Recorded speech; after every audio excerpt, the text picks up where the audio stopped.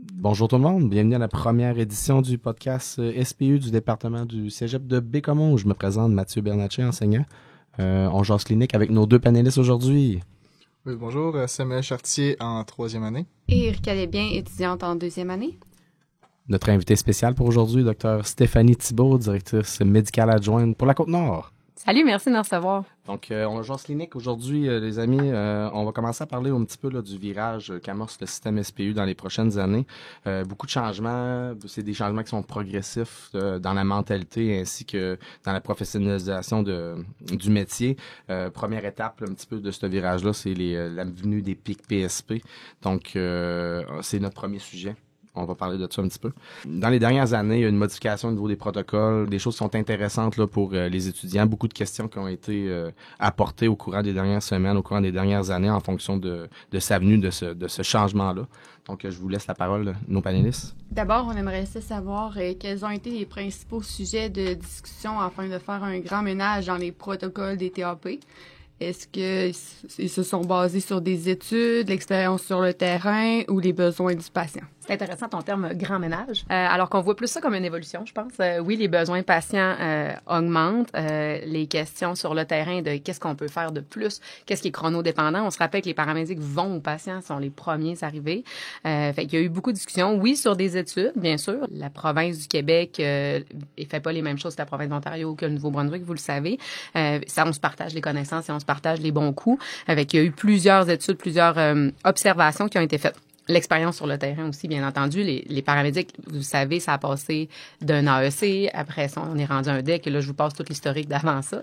Puis là, maintenant, les paramédics ont une base de physiopatho assez solide qu'on peut aller beaucoup plus loin. Puis les prochaines années vont être encore plus intéressantes, si vous voulez mon avis. Fait qu'il y a eu beaucoup de discussions. Puis là, je pense qu'on est rendu à un changement de culture pour mettre le vent dans les voiles là, de cette profession-là qui est très intéressante et unique en son genre. Et quels sont les avantages du changement PIC-TAC, PIC-PSP qui vont arriver? Bien, j'ai envie de vous renvoyer la question en premier. Qu'est-ce que vous voyez, vous, comme avantage? Surtout la version hybride, hein, Samuel? Toi, tu es dans la version hybride du programme. Oui, T'as-tu des premiers avantages que tu as remarqués? Ben, beaucoup d'avantages, mais aussi beaucoup de désavantages, je trouve. Surtout, mettons, côté apprentissage, on a appris d'une manière, puis après ça, on a appris d'une autre manière. Puis oui, les protocoles en tant que tels se ressemblent beaucoup. Cependant, sur les petites affaires qu'on va accrocher, je trouve que c'est quand même des gros accrochages qu'on va faire quand même. C'est très intéressant comment tu l'apportes. Fait qu'avant, on avait un canevas, un algorithme, si je peux me permettre ce terme-là, puis vous suiviez les lignes. Maintenant, les pics PSP, grosso modo, il n'y a pas eu de méga changement majeur. C'est un changement de culture et d'approche. Fait qu'on se base sur le fait que la profession, au début, avait beaucoup moins de formation, vous le savez, beaucoup moins d'années et d'heures de formation. OK, on suit des protocoles, on fait ça. Tu sais, pensez juste qu'au début, les conducteurs d'ambulance ont commencé à faire de la défib, puis après ça, de la réa. Vous voyez cette évolution-là. Faut comprendre l'historique pour comprendre où on s'en va, puis vers où on chemine. Là, on est rendu à un DEC, un DEC, on est rendu avec des bases de physiopatho. Les PIC-TAP étaient X. Là, on a mis Y avec les pics PSP. C'est globalement les mêmes notions dans un canevas différent qui permet aux paramédics d'être un clinicien, de reconnaître des situations cliniques, de poser, les bons gestes cliniques pour le patient.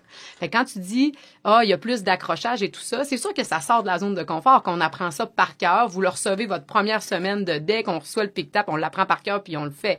Mais j'aimerais ça, en tout cas, le but aujourd'hui, si je peux avoir un objectif en sortant du balado, c'est que vous sortiez très motivé à dire, OK, ben là, je sors de ma zone de confort, mais what? J'ai des notions cliniques de pathophysio, je vais reconnaître des choses, je vais faire des gestes cliniques pour le patient. C'est vers ça qu'on s'en va, c'est un changement de culture sur le terrain. Vous allez être les premiers cliniciens au chevet du patient, puis vous allez poser les bons gestes pour le patient parce que vous allez bien reconnaître le tableau clinique. Ça répond-tu un peu à la question? C'est intéressant que vous apportez ça comme ça. C'est facile de dire, surtout, mettons, moi, j'ai mes sciences maths avant. Il y a du monde qui n'ont pas ça, tu sais, ils sortent du secondaire, puis je trouve qu'avec la formation qu'on a, avec les examens de biologie puis tout ça, des fois, je trouve qu'il y a peut-être des petites lacunes, justement, comme ça. Puis je trouve que c'est facile de tomber en vision tunnel, tu sais. On a un patient ici, mettons, il est fumeur depuis 40 ans, ça doit être par rapport à ça. Puis c'est très facile de vision tunnel parce que on cherche tellement, justement, des physiopathos, puis je pense que mettons, eux qui sortent de l'école, qui viennent de sortir de l'école, ils vont être capables de nous ramener ça un peu, que on cherche tout le temps un problème. Le PIC-PSP, comparé au PIC-TAP, pas qu'il nous force un peu plus à trouver le problème, mais on dirait qu'on a comme, faut chercher beaucoup plus aussi. Fait que c'est un plus, mais c'est aussi un peu tannant parce que ça l'allonge aussi peut-être les examens qu'il faudrait faire sur les lieux. La réalité, c'est que un patient, c'est pas blanc ou noir. Hein. La vie n'est faite que de gris.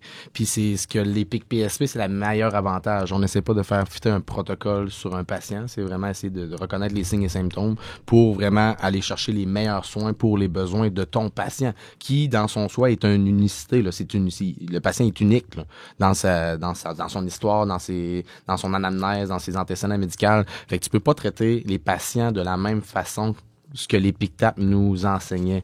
Donc, il faut vraiment que tu y ailles en fonction des besoins du patient, puis ça, tu vas être capable de l'analyser en fonction de son âge, en fonction de ses antécédents médicaux. Fait que c'est ton anamnèse qui va vraiment te faire un changement. Je fermerai la boucle de ça avec ta première question que tu m'as dit, y a-t-il des avantages ou des désavantages?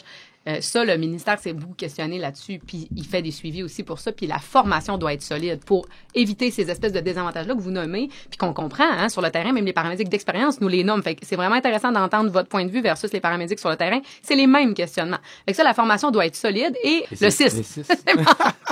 Excuse-moi. C'est super intéressant. Donc, les agences doivent être présentes pour les paramédics sur le terrain pour pallier à l'incertitude et augmenter la formation puis la solidité des informations qui circulent pour éviter ces désavantages-là que vous nommez. On avait une zone tampon. Hein. On voyait sur un horizon de 5 ans, là, la majorité des changements vont être implantés sur le terrain. Mais il y a aussi des modifications à faire au niveau collégial. Donc, tu sais, l'enseignement, les niveaux de vie, comme Erika, je pense que tu es dans cette avenue-là. Vous vivez une nouvelle structure de programme, un nouveau de vie en lien avec les changements qui ont été apportés sur le terrain. Fait que, tu sais, c'est sûr et certain que les collèges vont s'adapter. Mais c'est sûr, c'est un horizon d'environ 5 ans là, que les changements vont être faits de façon très structurée. On apprend beaucoup de choses en peu de temps. Je pense que la différence entre le PICTAC et le PSP, moi, de mon côté, ça va être de continuer à connaître ces choses par cœur. Puis c'est vraiment ça qui va faire la différence. Parce qu'après ça, c'est plus facile de pouvoir... c'est beaucoup d'improvisation. On le sait pas face à une situation, des fois, qu'on ne saura pas quoi faire. Mais quand tu connais tes choses, que tu les as bien impliquées, tu sais quoi faire, entre guillemets, c'est beaucoup plus facile. Puis ça va être un peu ça aussi, la différence entre le PICTAC et le PSP. Dans les deux cas, c'est important de connaître les choses. Mais au moins, on va pouvoir prévenir au lieu d'attendre que la valeur, elle a atteint pour que je puisse rentrer dans mon protocole. C'est écrit dans le ciel, on le sait c'est quoi qui arrive. On va pouvoir vraiment agir plus rapidement. Puis je pense que avec le collégial, ça demande une maturité vraiment prononcée comme technique. Moi, je serais pas étonnée dans l'avenir de voir un âge minimum pour pouvoir s'inscrire. Tu sais, quitte à ce qu'ils doivent faire un an d'accueil au cégep, pour avoir 18 ans au minimum, avoir déjà pris un peu l'habitude du cégep, une maturité supplémentaire. On rentre dans la vie des gens, on rentre chez leur intimité, chez eux. C'est vraiment une maturité, je pense, qui est importante d'acquérir. Puis parfois, 3 ans, c'est pas assez, ou la première année ferait la différence dans le niveau de sérieux des intentions des élèves, autant dans la pratique que les études, que les examens. Ça demande beaucoup de maturité, beaucoup de professionnalisation, puis ça met beaucoup de tâches, on parlait beaucoup d'éthique professionnelle, puis de posture professionnelle, puis ça met beaucoup de responsabilités sur le dos de l'intervenant, d'aller chez vous, maintenir tes acquis, aller t'informer sur des pathologies que tu n'étais pas nécessairement au courant, ou tu n'étais pas plus de précision. C'est ce qui nous amène aussi à notre prochaine question pour Samuel. Au fond, moi, je me demandais, pensez-vous, dans plusieurs années, est-ce que les paramédics vont pouvoir performer plus d'actes médicaux délégués? Si oui, lesquels qu'on pourrait envisager prochainement? Mais ça fait un bon lien avec ce qu'on vient de parler, hein, tu sais, la posture professionnelle, puis tout ça. Oui, de 3 ans, c'est peut-être pas beaucoup, mais je pense que vous êtes super bien accompagnés. Par contre, nous, on les voit sortir sur le terrain, puis vous êtes bien accompagnés. Puis là, un coup qu'on est rendu là, vous êtes sur le terrain, il faut maintenir les acquis. Il faut faire beaucoup plus d'apprentissage autonome avec les PIC PSP. Il faut jongler avec ça. Donc, à ta question, est-ce qu'on va développer plus dans les prochaines années? La réponse, c'est oui. Les directeurs médicaux régionaux, avec la direction médicale nationale, travaillent tous les mois à perfectionner les actes médicaux que les paramédics peuvent faire au travail de paramédics sur le terrain. Fait que, je sais pas quelle expression française pourrait dire ça, mais c'est sky is the limit. T'sais. En fait, si on travaille en collaboration, puis on élabore des protocoles solides, des PIC PSP solides, avec de la connaissance puis une bonne base de physiopatho, mais après ça, on va pouvoir développer plein de choses. Il y a beaucoup de choses qui s'en viennent dans les prochaines années. C'est très intéressant. Il y a beaucoup de virages, hein. On parlait beaucoup de projets, donc d'études qui se fait au courant des années, des nouvelles formations. Puis ce qui est le fun, là, avec avec l'éthique professionnelle puis l'avenue de PIC PSP, c'est que c'est vous qui pouvez initier ce changement-là. Ça peut pas nécessairement venir du ministère. Ça peut venir de chacun et chacune pour essayer d'avancer encore plus ce métier-là. Donc, si vous avez envie de faire des recherches, d'amorcer un nouveau projet pilote, vous pouvez être les acteurs principaux dans cette façon de faire, là. Donc, tu sais, avec on parle beaucoup de projets pilotes, d'actes, de nouveaux actes, mais il y a aussi de la nouvelle médication qui arrive de plus en plus. Donc, midazolam, qui est notre dernier médicament. On a aussi le fentanyl qui est en formation en ce moment. On a également la RMS, qui est un principe d'immobilisation, une nouvelle façon de penser. Donc, vous êtes présentement là-dedans, là, nos deux panélistes. Donc, c'est des nouvelles choses qui amorcent un beau virage là, au niveau de notre système SPU dans les prochaines années. C'est quelque chose qui est qu'on veut partager aussi, que le virage va amener du bienfait au niveau du métier. On entend souvent là, dans les médias sociaux les mauvaises conditions, les mauvais côtés du métier, mais au grand contraire là, pour vous surprendre que c'est un métier qui est en constante évolution, puis il y a des belles années qui s'en viennent. Donc on continue avec notre prochain sujet. Donc on avait parlé de la nouvelle médication. Erika, tu avais un médicament qui était très spécifique que tu voulais t'informer. Oui, en effet, j'aimerais ça savoir qu'est-ce que le fentanyl va amener dans le monde du préhospitalier. Mais on pourrait parler plus de la Côte-Nord principalement, là, si je peux parler de notre région, là, parce que le fentanyl, c'est en soulagement de la douleur. Vous commencez à le voir, là, je pense, chacun dans vos cours présentement. Fait que c'est une molécule très puissante, un opioïde synthétique, pour amener un soulagement de la douleur assez efficace. Il y a des bons effets secondaires, par exemple, que vous connaissez déjà, j'imagine.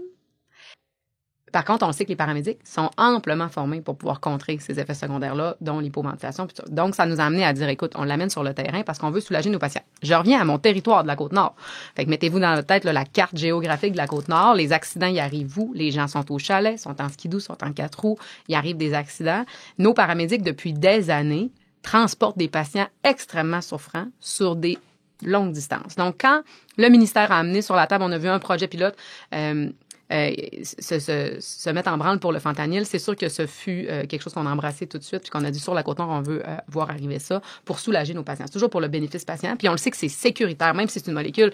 Vous allez le voir, là, quand vous allez le donner aux patients, vous allez dire, je vais vous donner du fentanyl pour vous soulager. Les patients, ils viennent, à part ceux qui hurlent de douleur, mais ils vont venir les yeux très, très grands. Oh mon Dieu, c'est tellement dangereux, cette molécule-là. Mais vous avez toutes les notions et les connaissances pour le donner et pour surveiller l'évolution clinique de votre patient avec cette molécule-là.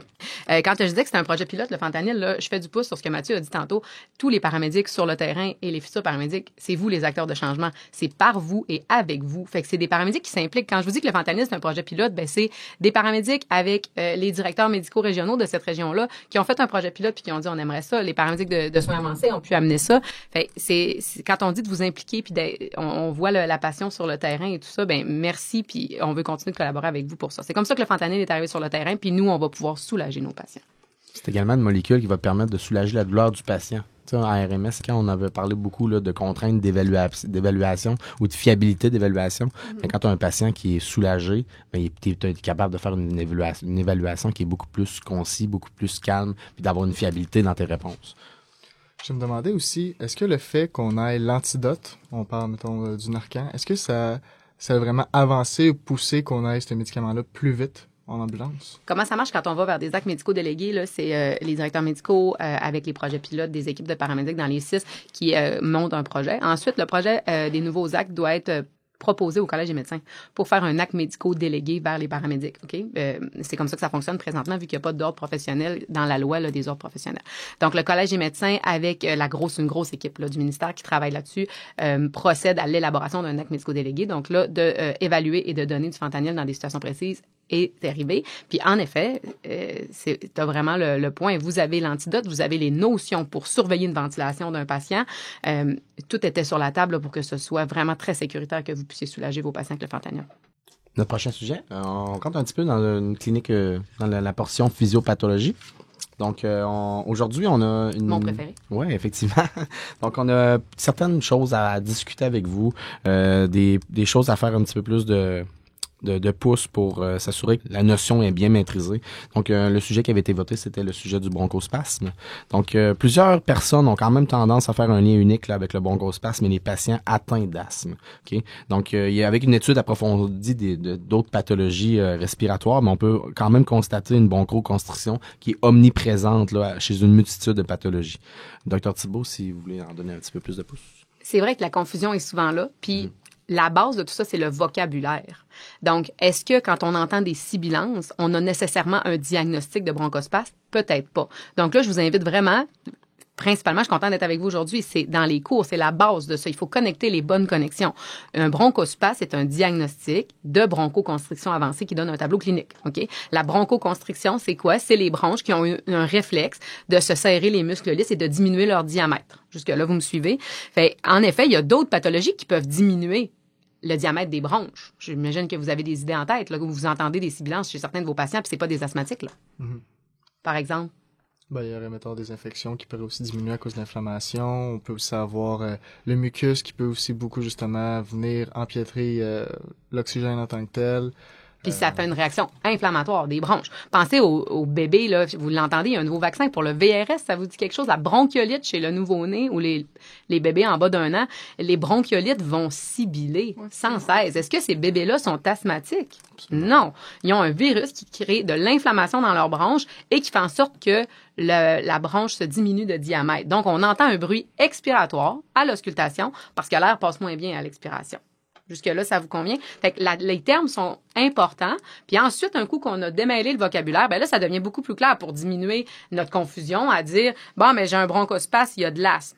OK, mais dis-moi en plus. Est-ce que c'est parce que tu as entendu des sibilances? Puis là, tu penses qu'il y a une petite bronchoconstriction? Le tableau clinique, quand on dit qu'on est en zone grise, c'est ça, c'est de voir plus loin que la boîte. Hein, l'expression anglaise « think outside the box ». J'entends des sibilances, 1 + 1 fait 2. Non, un instant. Parle-moi de ton patient. Parle-moi de ses antécédents. Parle-moi, il est-tu en infection? Il fait-tu de la fièvre? Allez chercher plus loin les informations pour devenir, hein, je répète le terme que j'ai dit tantôt, des cliniciens qui voyaient le tableau clinique et qui savaient quel geste poser pour votre patient. Ça répond à la question? Une diminution aussi de l'entrée d'air. Donc, si lorsqu'on a une diminution là, à l'écoute du son, c'est pas nécessairement un bon signe aussi. Là. Donc, si l'absence de sibilance peut vous amener aussi dans une pathologie ou dans un tableau de plus de détresse ou d'insuffisance. Fait qu'il faut pas jamais oublier que le salbutamol, le Ventolin, est un outil d'augmentation d'une capacité respiratoire aussi. Donc, tu sais, on va parler toujours de préférence, de soins, d'objectifs de soins. Fait qu'il faut toujours penser que l'utilité du geste qu'on va faire, puis c'est quoi la résultante qu'on va en faire avec ça. Donc, si on a un patient qui a une diminution de son entrée d'air chez un patient qui a des antécédents d'MPOC, en faisant un lien avec la pathologie de la MPOC, mais on sait que ces patients-là ont des bronchoconstrictions là, en majeure partie du temps dans leur vie tous les jours. Donc, l'utilisation d'un médicament pour augmenter la capacité respiratoire est absolument là, une bonne chose.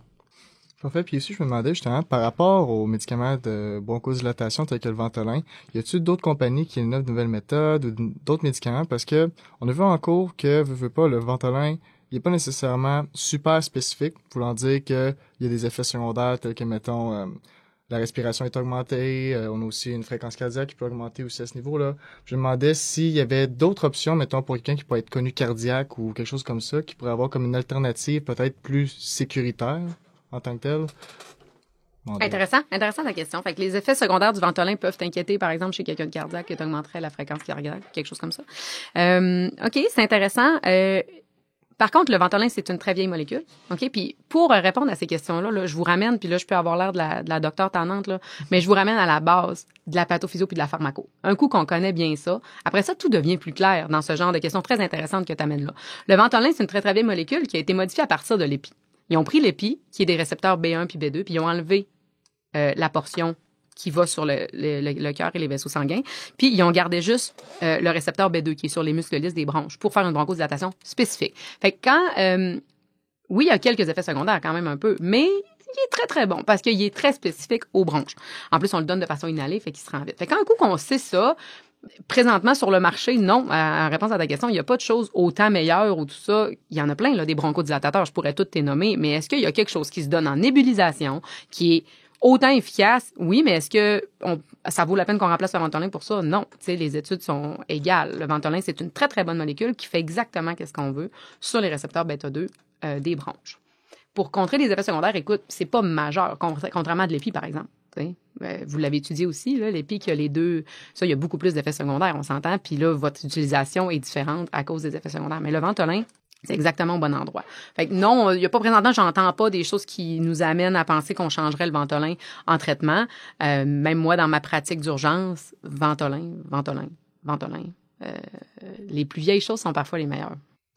Docteur Thibault, vous avez mentionné l'épinéphrine, donc dans le protocole justement, là, ou dans le tableau, dans nos objectifs de soins, c'est également un médicament qu'on peut utiliser en concomitance avec le salbutamol dans certaines situations. Oui, ben j'aimerais ça que vous me les nommiez, les situations là, que vous connaissez, qu'on peut prendre l'épi en concomitance avec le Ventolin. Dans quelles situations? On pourra les détailler après. Un des bons cas, mettons, ça serait que ça fait plusieurs administrations qu'on fait. Cependant, comme on sait, si les bronches sont fermées, les médicaments pas nécessairement vont se rendre au plus bas. Donc, conséquemment, l'échange gazeux diminue beaucoup. Et donc, en effectuant de l'épinéphrine, en administrant de l'épinéphrine, on va être capable d'ouvrir ces bronches-là pour venir pousser notre médicament. Donc, dans notre protocole, si on revient là-dedans, on va avoir, quand ça fait à peu près 2-3 traitements qu'on va donner consécutivement, ensuite, on va être capable d'administrer l'épinéphrine, ou bien, mettons qu'on aurait quelque chose plus anaphylactique ou plus réaction allergique à ce niveau-là. Là. Ça, c'est très, très clair. L'anaphylaxie, on la met de côté. Vous êtes très, très clair avec ça. Ça prend nos récepteurs B1, B2. Il faut donner notre épi. On la donne intramusculaire et tout ça. Pour ce qui est du Ventolin, tu as amené des super bons points. On le donne en inhalation. Il y a certaines situations où l'inhalation, elle sera pas à son top, tu l'as nommé. Mais on peut aussi penser vraiment en insuffisance respiratoire, tu sais, ça ne rentre pas. Il y a aussi les patients qui utilisent du Ventolin sur... vous allez le voir en pratique, là, plus vous pratiquez. Là, il y a vraiment des patients qui ont un premier traitement, c'est « Waouh! » Après ça, il y a d'autres patients, ça prend 2-3 traitements parce qu'il y a une certaine tolérance au niveau de leurs récepteurs. Dans nos études, là, les indications de l'épi, c'est vraiment quand le Ventolin n'est pas bien absorbé. Donc oui, vous donnez ça en premier. C'est le meilleur médicament qui est récepteur spécifique pour ça. Puis, vous connaissez les effets secondaires de l'épinéphrine, donc vous avez aussi des contre-indications et des choses. Fait que quand on parle de soins patients et d'objectifs de soins, là, vous commencez avec le PIC PSP à être dans les zones grises. Fait que là, vous le voyez pas en balado, mais je me fais toujours une balance avec mes mains, les risques et bénéfices. Avec l'épi, il y a quand même un peu de risque, hein, on le sait, on donne pas ça aux patients cardiaques, ça fait faire de la tachycardie, vous connaissez les récepteurs. Mais là, à un moment donné, j'ai donné plein de Ventolin, il est en insuffisance respiratoire, ça va moins bien, ben là, on va, let's go, je vais y aller avec l'épi en respectant mes contre-indications puis en n'étant pas délétère pour mon patient parce qu'on est rendu là. Mais est-ce qu'on donne l'épi après 2 minutes? La réponse, c'est non. Notre Ventolin est beaucoup plus spécifique. Fait qu'en connaissant nos bases de pharmaco comme ça, vous allez donner le bon soin au patient au bon moment qui en a besoin. J'ai mis l'anaphylaxie de côté parce que ça, c'est très, très clair que ça prend de l'épi au niveau systémique. Puis, tu avais un bon point aussi, je voulais dire, quand tu dis on va le donner intramusculaire pour essayer d'ouvrir un petit peu, d'aller chercher nos récepteurs là, rapidement pour qu'après ça, mes nébules y rentrent. Puis ça m'amène une question, si je peux me permettre. Est-ce que vous préférez les nébules ou l'aérochambre avec la pompe? Moi, je préfère les nébules. Là. Côté, on lui donne tellement plus quantité. Puis l'aérochambre, mettons, c'est lui qu'on a personnel, mettons, c'est pas pareil, je pense. Parce que de un, c'est vraiment comme une mist, là, une brume. Puis la brume va vraiment venir faire ça. Comparé à l'aérochambre, je pense qu'on perd aussi, côté quantité médicaments, c'est pas pareil pendant tout, là. Peut-être que je me trompe, vous êtes capable de me supporter là-dedans, là?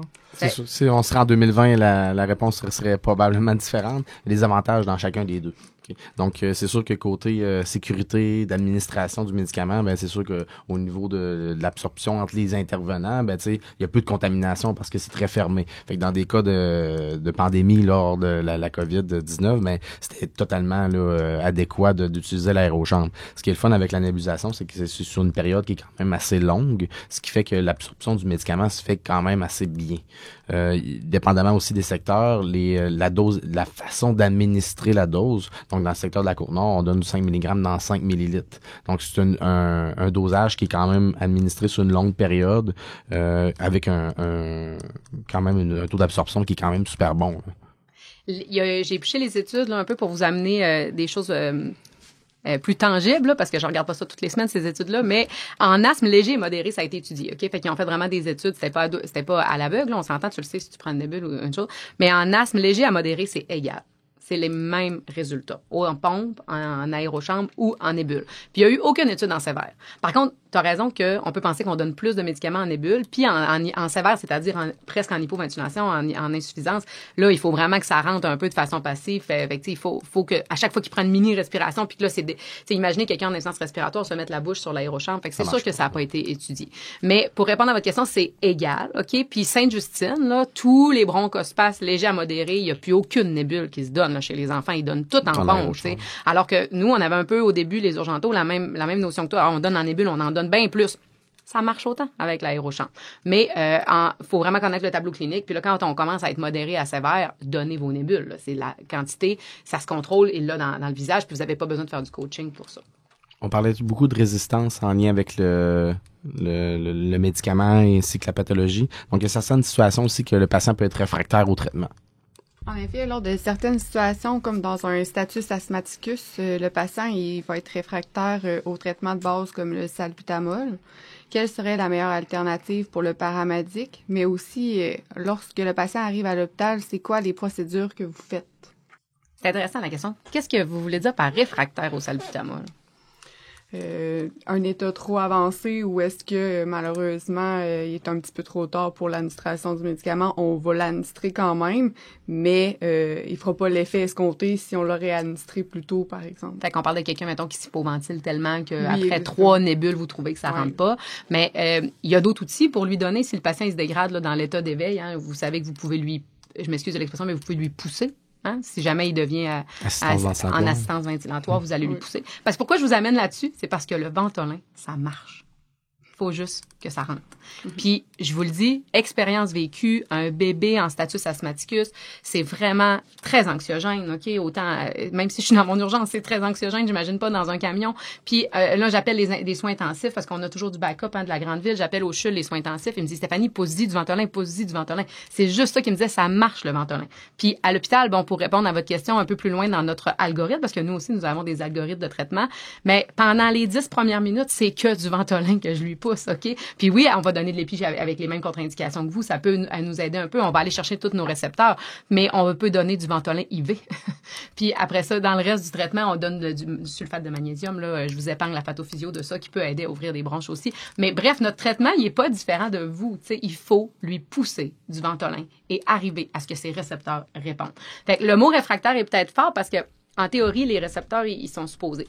Parenthèse à ça, il y a des jeunes enfants en bas de 6 mois. Vous avez lu sur le... C'est vraiment l'anticipation là, avec le questionnaire. Si tu te rappelles, Erika, le questionnaire qu'on avait chez les asthmatiques, c'est est-ce que c'est un patient qui a déjà été hospitalisé pour des crises d'asthme, intubé pour des crises d'asthme. C'est souvent des personnes qui ont des prescriptions d'urgence si jamais les premières utilisations de la pompe ne marchent pas. Donc c'est vraiment dans ce cas-là, dans cette optique-là, lorsqu'on a un patient qu'on peut utiliser le mot réfractaire, mais un petit peu résistant.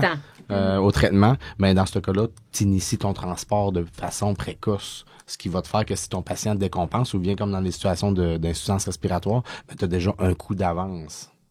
Tu as préparé ton ballon, tu as dit, mais je vais aider à y pousser parce que je sens que, tu sais. Fait anticipation, reconnaissance du tableau clinique et de la détérioration. Puis avec l'anamnèse, comme Mathieu vient de dire, très important.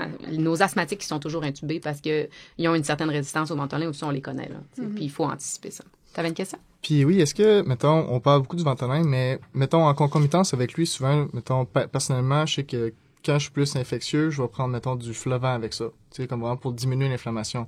Puis pourquoi est-ce que, mettons, ça, justement, un tableau plus infectieux, plus avec peut-être l'inflammation à ce niveau-là, avec le Ventolin, est-ce qu'on peut pas aussi donner, mettons, par exemple, du Flovent, c'est lui que je connais, là, mais un autre anti-inflammatoire?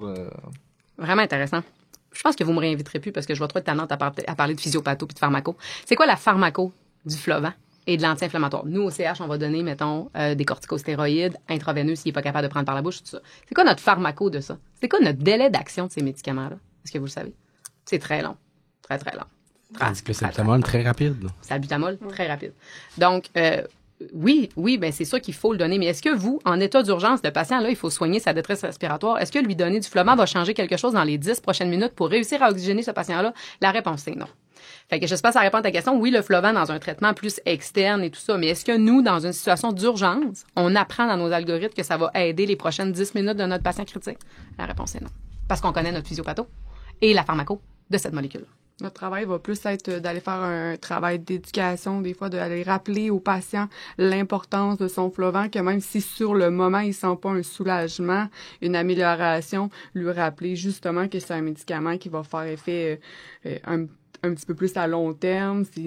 C'est souvent 2 fois par jour, de respecter ça. Puis c'est que c'est avec le temps qu'il va y avoir l'amélioration, qu'il va y avoir une réduction, contrairement au salbutamol, la petite pompe bleue, justement, que elle, oui, elle va plus être là pour soulager le moment, mais si on veut une guérison dans le temps, ça prend un mélange des deux, justement. Excellent point. On pense souvent des patients critiques en SPU. Hein. C'est, OK, on a 10 minutes, oui, mais il y a tout un volet de la paramédecine qui est de l'enseignement. Des patients très stables que vous allez aller chercher parce qu'ils toussent depuis 3 jours. Bien, tout cet enseignement-là de avez-vous commencé à prendre votre Flovent? Vous avez un épisode infectieux présentement où les prescriptions d'urgence, là, il y en a beaucoup qui en ont chez eux. Puis c'est important de connaître ça aussi. Excellent point. Puis il y a tout un volet, vous me réinviterez pour parler de ça. Il y a tout un volet de paramédecine chez les patients stables. Quel genre d'anamnèse on fait? Est-ce que vous avez commencé à prendre vos pompes, les avez-vous bien pris et connaître les médicaments qu'ils prennent pour anticiper, pour voir l'état de votre patient puis comment il pourrait aller dans les prochains jours. Il y a tout ce volet-là qu'on reparlera dans un autre podcast, Mathieu. Docteur Thibault, vous avez parlé le mot paramédecine. Qu'est-ce qu'on en dit sur la Côte-Nord au niveau de ce projet-là? La paramédecine communautaire. Très, très bon point. Restez à l'affût. Donc, on se laisse sur notre appétit. Donc, merci pour cette première collaboration. Très intéressant, des beaux sujets. J'espère qu'on va vous revoir. Donc, c'est ce qui met fin à notre première édition du podcast On Jase Clinique au département du SPU du Cégep de Bécomo. Bonne journée. Merci. Bye.